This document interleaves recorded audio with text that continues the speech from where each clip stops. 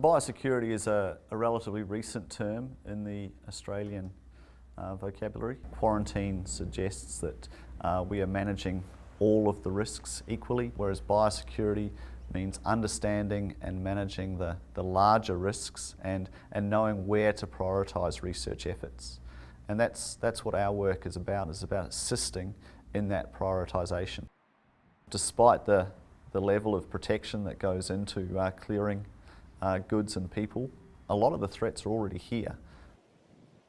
We get new incursions of large reptiles, green iguanas, boa constrictors, vipers. They're here and they're in the country and they're being bred and they're being traded, and it's only a matter of time. Depending on the environment and the ecosystem which they get into, they'll be absolutely devastating.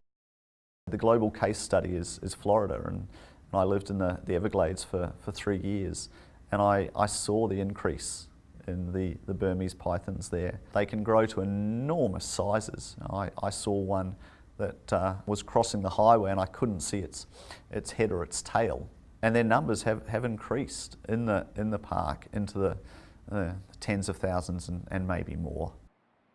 Over 20 million passengers travel into Australia each year on hundreds of thousands of flights, and that's not including all the shipping network.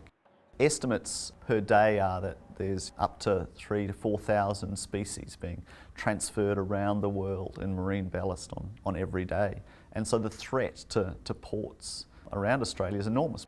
There are policies for where and how ships can release water. It's an area of very active research, but there's no single measure for efficient release of ballast that is absolutely certain not to release new species. So what we're trying to do is provide quantitative systems that can act as early warning for providing estimates of the risk for species or for regions, enabling the safeguarding and management of Australia's triple bottom line, which is the environment, the economy and society.